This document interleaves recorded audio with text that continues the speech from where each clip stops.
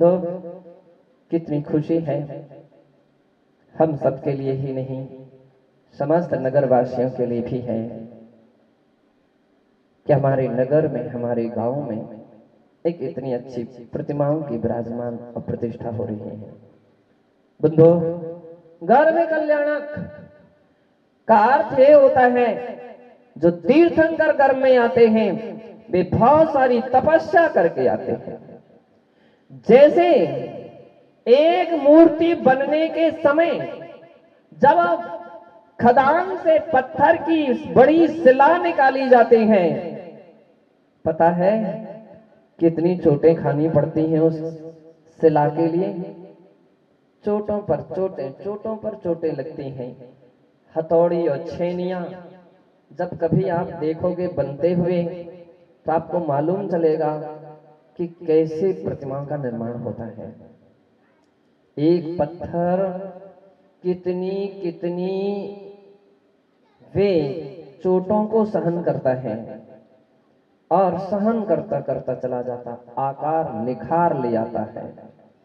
अपन छोटी सी समस्याओं में घबरा जाते हैं, छोटी सी कोई तकलीफ पीड़ा हो जाए तो अपन घबरा जाते हैं, मैदान छोड़ देते हैं, भगवान को भी छोड़ देते हैं। लेकिन उस पाषाण, उस पत्थर की विषय में सोचिए कि जिस पर चोट लगती गई, चोट पर चोट लगती गई, बड़ी बड़ी हथौड़ियां चली, पहले बड़ी बड़ी चलते हैं, घन से काम होता है, फिर भाई धीरे धीरे छोटी छोटी और फिर छोटी छोटी, अंत में जाकर के रेत माल चलता है, आकार आ जाता है। बंधु, जो पत्थर पर लोग खड़े होते थे वही पत्थर के चरणों के दर्शन करने के लिए लोग फिर तरसने लगते हैं। उसी पत्थर के लिए, उसी प्रतिमा के लिए जब संस्कार हो जाते हैं तो पूजा करके, दर्शन करके सौभाग्य मानते हैं। कितनी चोटें खाई हैं। ये आज के समय में हम सबके लिए बहुत बड़ी सबक है, बहुत बड़ी शिक्षा है कि कोई भी कार्य में सफलता मिलते हैं तो यूं ही नहीं मिलते हैं, उसके लिए बहुत कुछ सहना पड़ता है, बहुत कुछ सुनना पड़ता है, तो वे व्यक्ति सफल हो जाते हैं। हमारी समिति के लोग भले थोड़े हो, कम हो, लेकिन हाँ कर्मठ रहे हैं, और ऐसे कर्मठ रहे थे, ठान लिया कि पंचकरण करना है। अब चाहे ओले बरसे और चाहे सोले बरसे, करेंगे, करके रहेंगे। बंधु, देख लीजिए, ये भी इतिहास बनेगा कि हाँ किन्हीं लोगों ने कमर कशी थी तो उसकी उपलब्धि ये निकली है। एक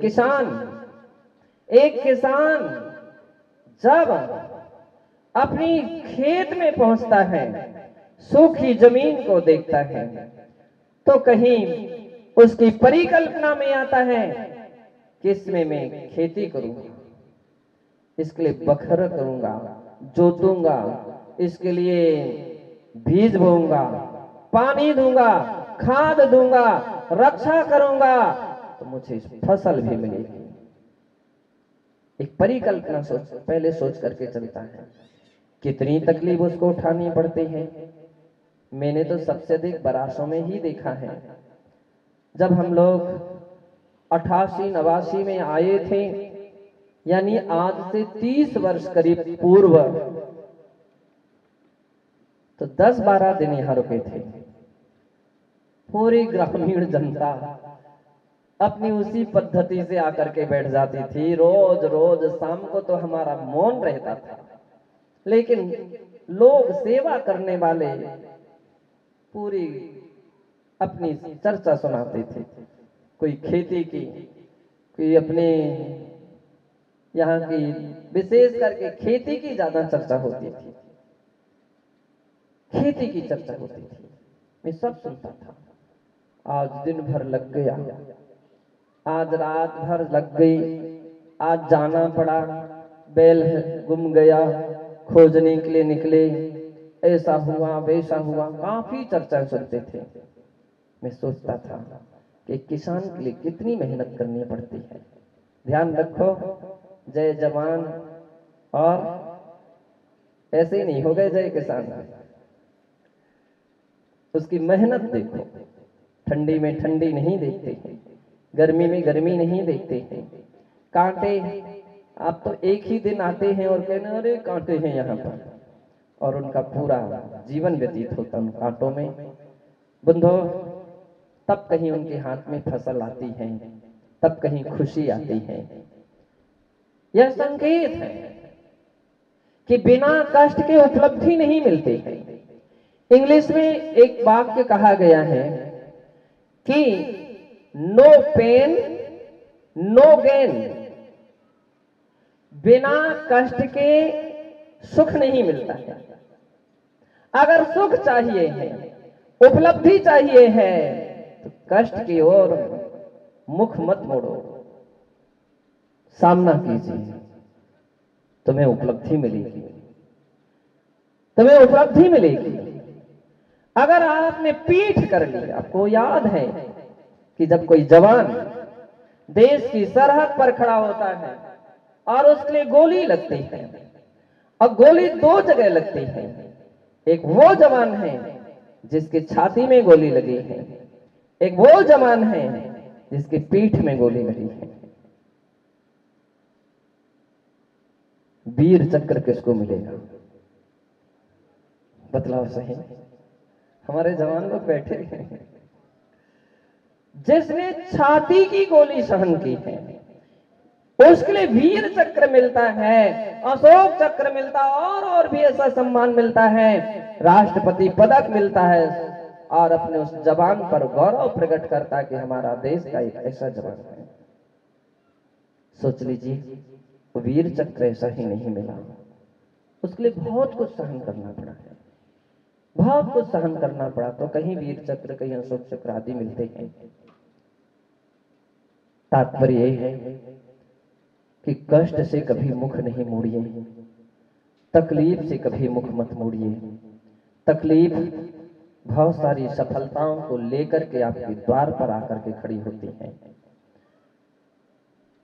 बहुत सारी सफलताओं को लेकर के आकर खड़ी होते हैं, और जो व्यक्ति घबरा जाते हुए सफलताएं वापस लौट चली जाती हैं, वापस लौट जाती हैं। तीर्थंकर होने वाले महापुरुष, महान आत्मा कितने भाव भाव तक साधना करते हैं।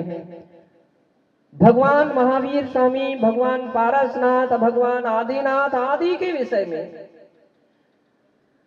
8-8, 10-10 भावों का शास्त्रों में, पुराणों में उनका उल्लेख है कि उन्होंने किस किस भाव में कैसी कैसी साधना की, और अपने कर्तव्य से कभी नहीं हटे,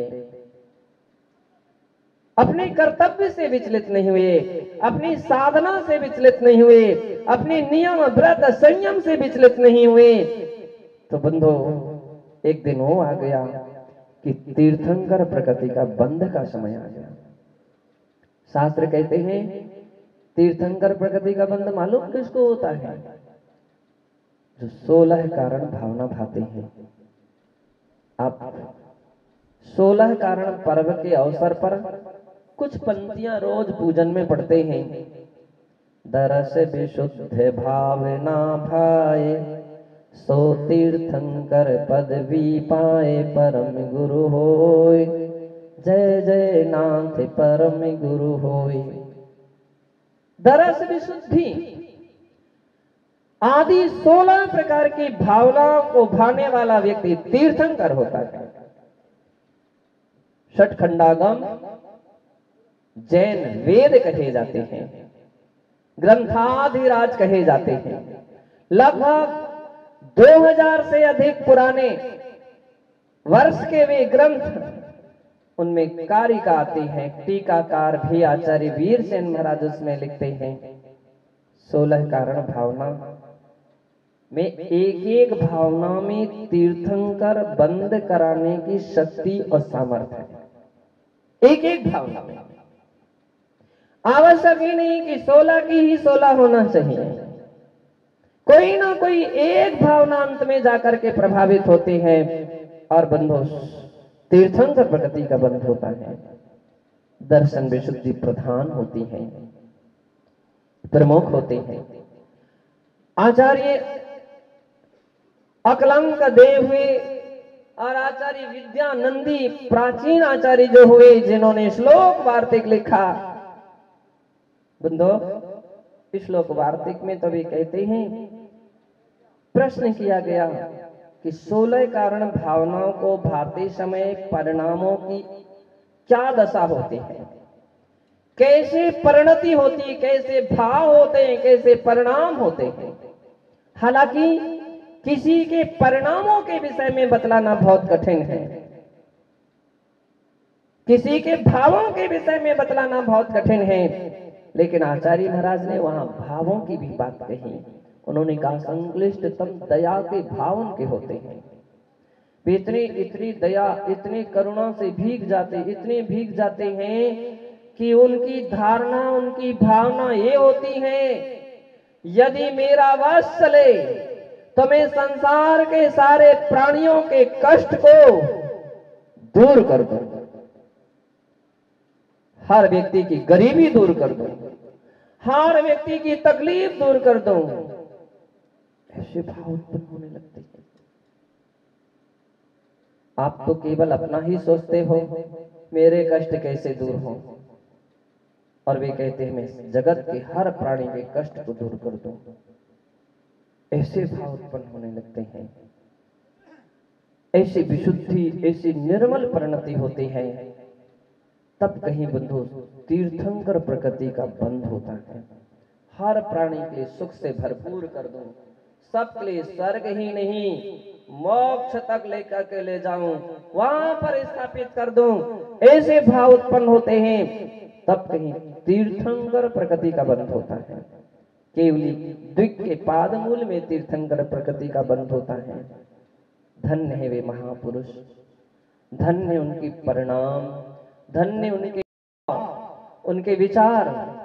कैसे जगत में भी ऐसे उन्नतिशील परिणाम होते हैं, जहां पर लोग हाय पैसा, हाय पैसा, हाय पैसा में जी रहा है। मेरा परिवार, उसका परिवार, मेरा घर, उसका घर।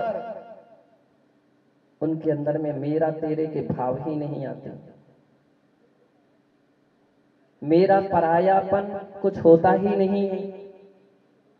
ऐसे महान पुरुष तीर्थंकर प्रकृति का बंध करते हैं। और बंधो, जब तीर्थंकर प्रकृति का बंध हो जाता है तो वे श्रावक भी हो सकते हैं, देशव्रती भी हो सकते हैं, महाव्रती मुनि भी हो सकते हैं। शास्त्रों में कहा, चौथे गुणस्थान से लेकर के 7वें गुणस्थान तक तीर्थंकर प्रकृति का बंध व्यक्ति कर सकता है। बंधो, वह आत्मा इतनी निर्मल परिणति संपन्न होती है, मानो जगत में एक अलग ही किस्म के परिणाम उनके हुआ करते हैं। तीर्थंकर प्रकृति का बंध करने वाले जीव चाहे स्वर्ग में हो, चाहे नरक से आए हो, दोनों लेख हैं। बद्धायुष्क यदि था और नरक बद्धायुष्क था तो वहां से भी निकल करके आते हैं, बाकी तो सब स्वर्ग से ही आते हैं। जब आदिनाथ भगवान की बात पढ़ते हैं तो अपने लिए ज्ञात होता है कि आदिनाथ भगवान कहां से आए थे? सर्वार्थ सिद्धि से। सर्वार्थ सिद्धि विमान से चय कर करके वे अयोध्या के महाराजा नरेश, महाराजाधिराज नाभिराय और उनकी पट्ट रानी मरु देवी की कुक्षी में वो अवतरण हुए थे। महाराजा नाभिराय, महाराजा नाभिराय तो 6 महीने पहले से विस्मित थे, क्योंकि ऐसा उल्लेख मिलता है कि जब भी तीर्थंकर गर्भ में आते हैं उनके 6 महीने पहले से ही देवताओं के मुकुट झुक जाते हैं, कांति फीकी होती है, और वे अवधि ज्ञान से जानते हैं। सधर्मेंद्र अवधि ज्ञान लगाता है। महापुरुष 6 महीने बाद अवतरण होंगे और ये सोच करके इतनी खुशी प्रकट की। कितनी खुशी प्रकट की, आनंद आया, आनंद ही आनंद आ गया। 6 महीने पहले से आनंद ले रहे हैं, इतने आनंदित हो गए। उन्होंने अपने तुरंत कुबेर को बुलाया। कुबेर आ गए। अब जैसे ही कुबेर आया, सधर्मेंद्र तो उसके कंधे पर हाथ रखता है। भैया, तुम तो मुझसे भी अधिक सौभाग्यशाली हो। कितने सौभाग्यशाली हो गए, पहली सेवा करने का तुझे ही अवसर मिलेगा। जाओ और तुम जम्मू द्वीप के भरत क्षेत्र के आर्य खंड में जाकर के अयोध्या नगरी में जाओ। वहां के राजा महाराजा नाम भी आए हैं और माता मरु देवी के हैं। सारी नगरी की स्वर्ण में रचना कर दो और बरासों जाओ तो सारे बरासों के लिए सोने का बरासों बना दो, ताकि सारी गरीबी लोगों की दूर हो जाए। खजाने की चिंता नहीं करना, खजाना सधर्मेंद्र का है। जैसी ये आज्ञा दी, बंधु, कुबेर तो आनंद विभोर हो गया। हे देवराज, धन्य है, तुमने मुझे इस लायक समझा। भगवान की सेवा और भक्ति करने के मुझे सौभाग्य प्रदान कर रहे हो।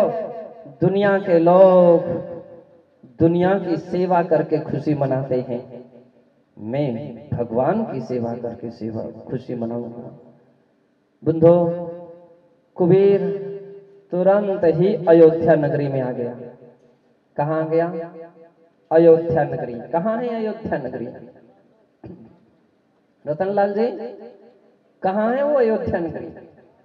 यही बरासों अयोध्या नगरी है। प्रेमचंद जी, नीम गांव वाले, सुन लीजिए, ये बरासों नहीं है, ये अयोध्या नगरी है। कुबेर ने आकर के अपनी विद्या का ऐसा प्रसार कर दिया, सारी नगरी में चमचमाते हुए